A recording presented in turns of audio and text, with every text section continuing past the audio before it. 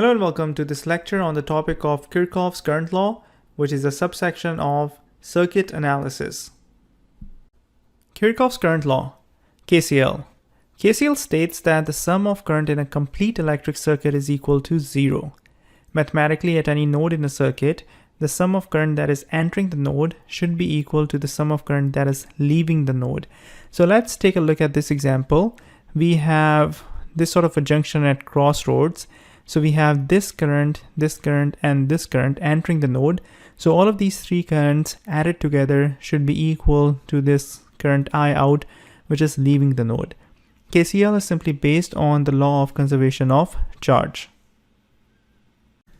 Let us take a look at an example involving Kirchoffs current law. So we have this circuit which is given to us, and we are being asked to calculate the voltage Vx that appears across the 20 ohm resistor in this circuit. And we are being asked to use KCL in order to solve this circuit.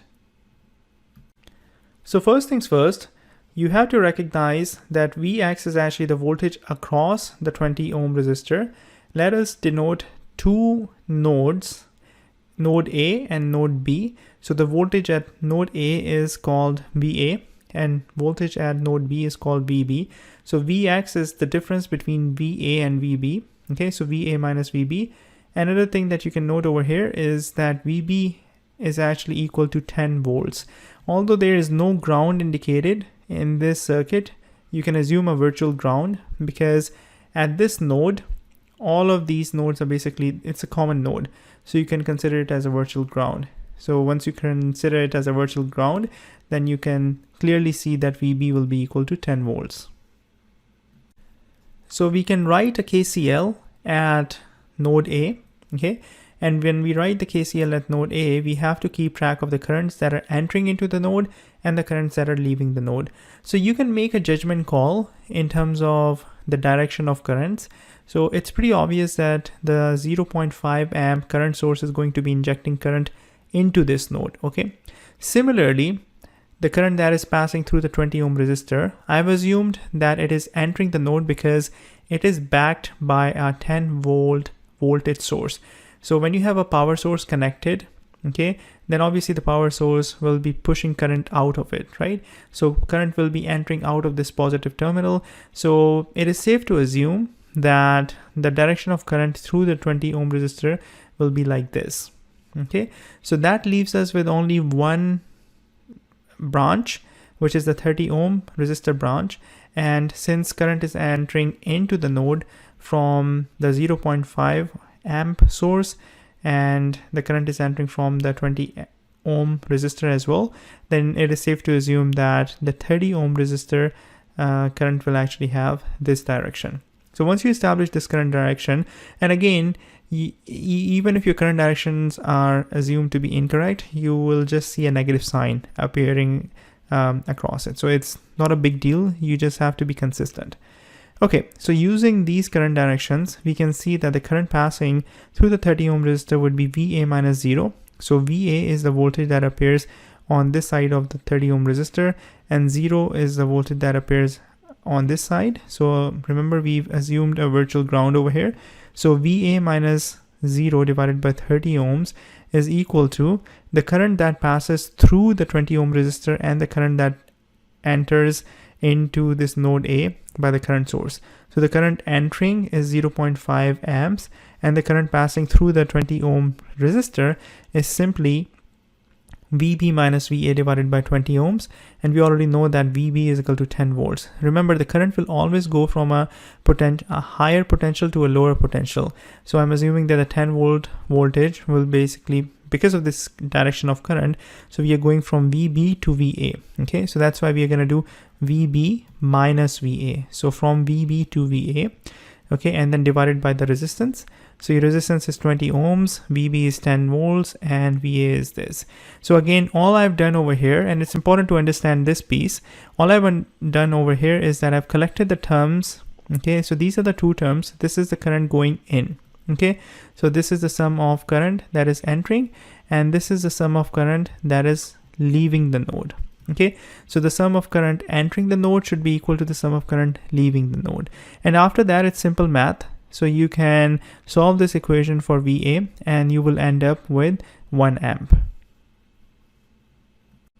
So we collected everything on the left hand side. On the right hand side we had 1 amp, and when we solved it for VA, we have 12 volts. And we are not done yet because we have to calculate the voltage across the 20 ohm resistor. Remember, the voltage across 20 ohm resistor is VA minus VB.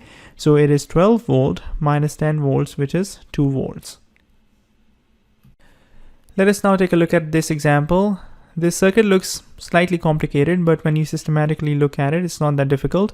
Again, we are being asked to calculate voltage Vx across the 2 ohm resistor. So this is our 2 ohm resistor, and Vx is the voltage that is appearing across it. Okay, and in this case, it's given in the problem statement or in the circuit diagram that this node is actually a grounded node. Okay, so Vx is the voltage across 2 ohm resistor, and we have a current source and we have a voltage source to take care of. So Vx is the unknown voltage. You can clearly see that Vx is equal to VA minus VB. In this case, VB is this voltage, which is equal to ground, and this is node A.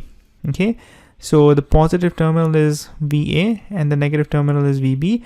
The negative terminal, as you can see, is grounded, so we call it 0 volts. So Vx is simply equal to VA, which is equal to Vx. So we can write the KCL at Vx. Okay, Vx and VA are basically the same thing.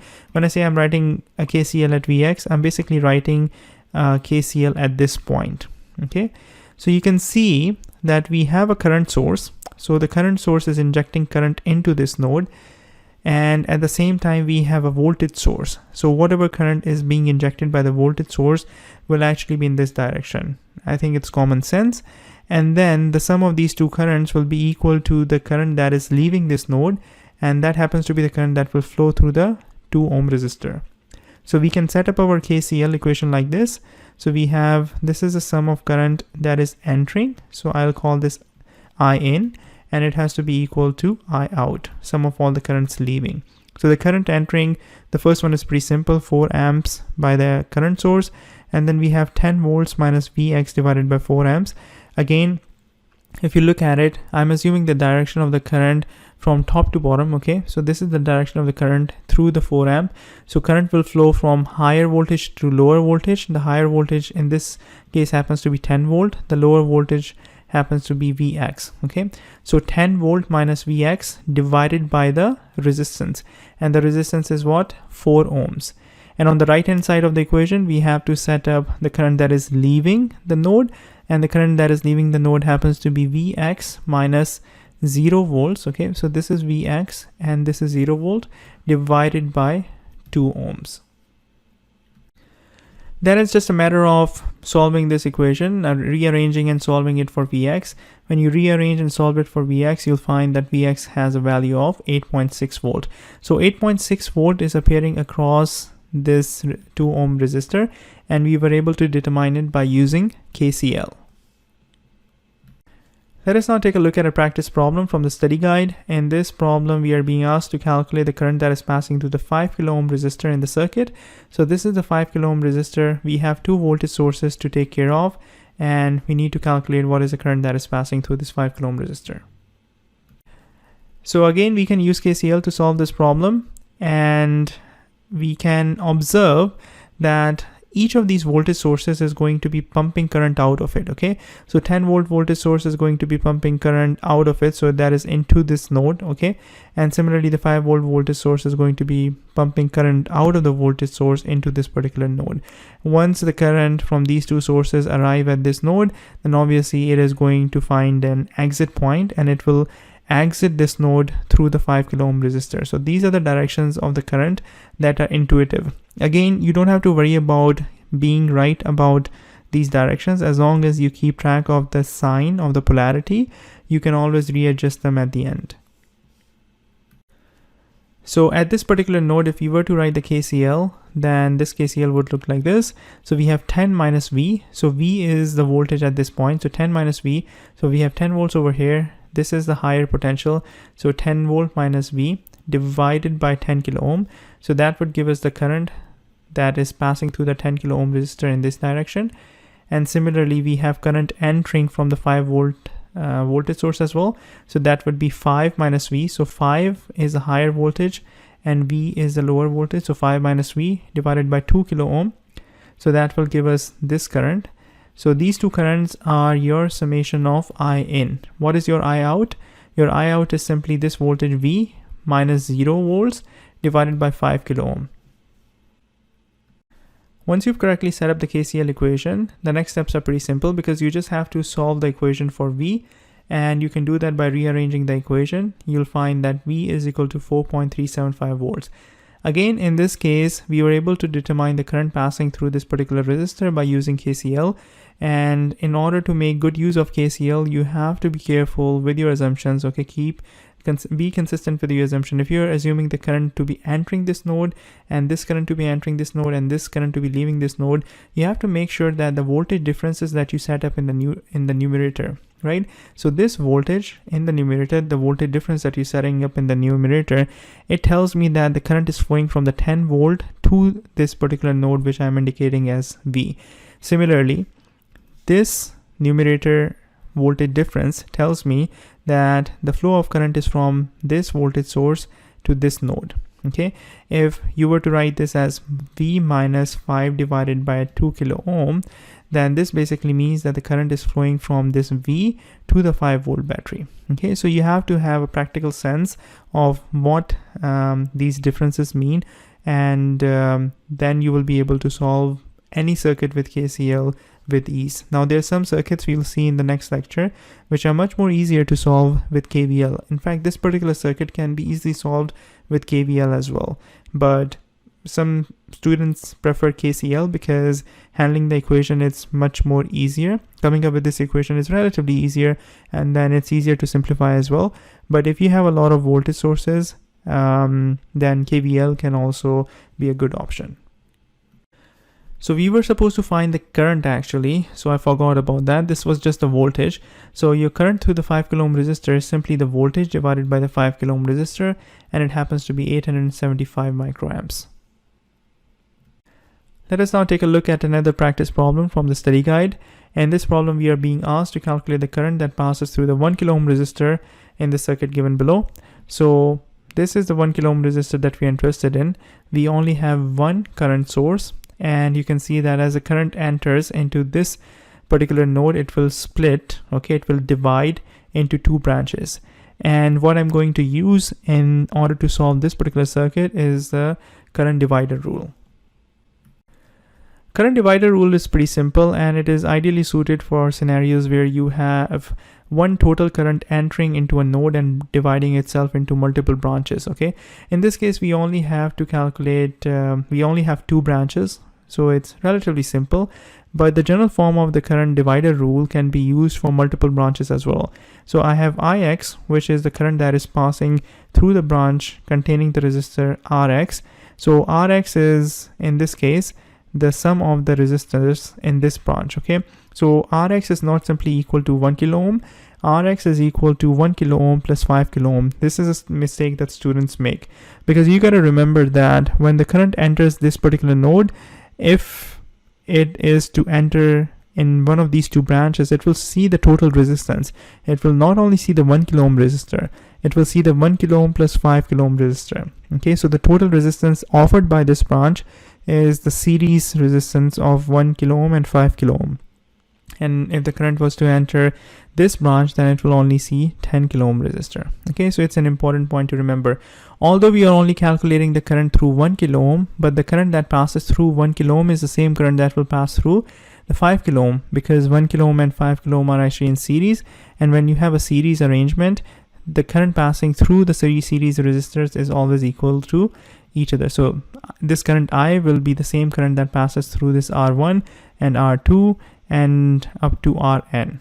Okay, so the way to use the current divider formula is that you have your IT, which is the total current entering this particular node, and in the numerator you have RT. Now RT is the parallel arrangement of all the resistors that are connected in parallel to Rx. Okay, so in this case we only have 10 kilo ohm resistor, but if we had a bunch of other resistors in parallel, so RT would basically be the parallel arrangement of all of those parallel resistors, and in denominator you basically just have RX plus RT.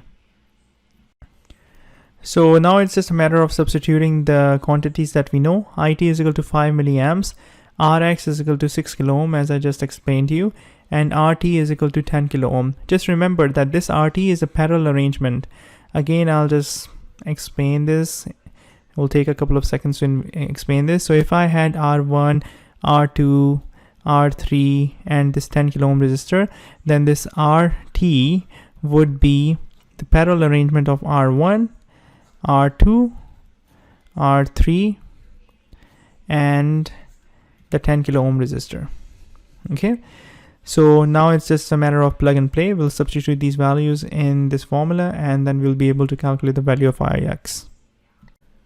Once you substitute these values, you'll find that the current passing through 1 kilo ohm resistor is actually equal to 3.125 milliamps.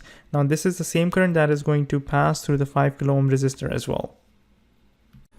So in this lecture, we learned about KCL, according to which the sum of currents entering into a node is equal to the sum of current exiting the node. And we also learned about current divider rule. So the current divider rule goes like this. You have Ix is equal to IT times RT divided by Rx plus RT. Okay, so RT represents all the parallel resistors that are connected, all the resistors that are connected in parallel to Rx. So the parallel arrangement of all the resistors in parallel with Rx, and IT is the total current that is entering the node which has multiple branches. And one word of caution for you is that with KCL, the most common mistake, as I mentioned, is that students don't keep track of the signs, the polarities, the plus and the negative.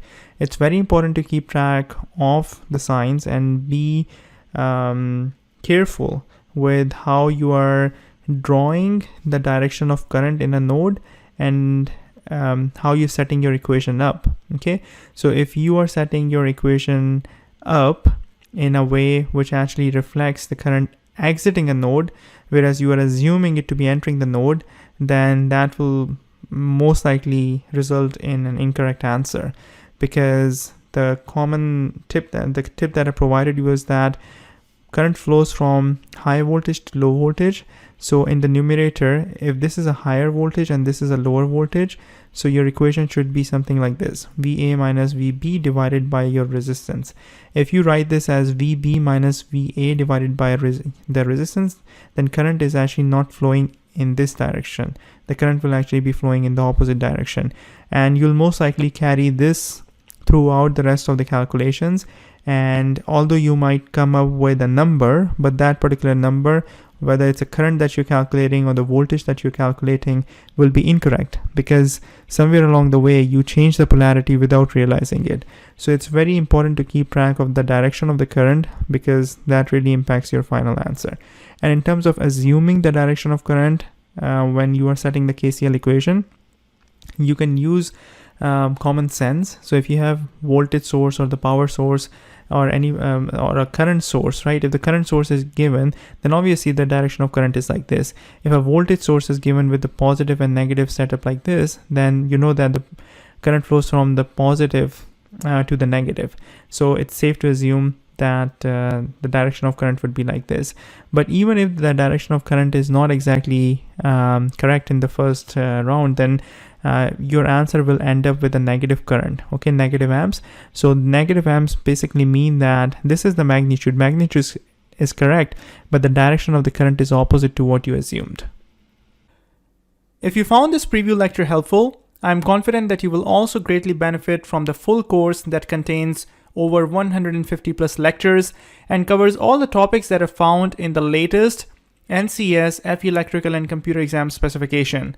You will also find numerous quizzes and mini exams in this course, which will help you in getting additional practice. I have included a link in the description of this YouTube video for a free FE Electrical and Computer Exam Preparation webinar. All you need to do is to click the link and sign up. One last thing. Here's a small trailer of Study for FE's on-demand FE Electrical and Computer Exam Preparation course. Thanks for watching.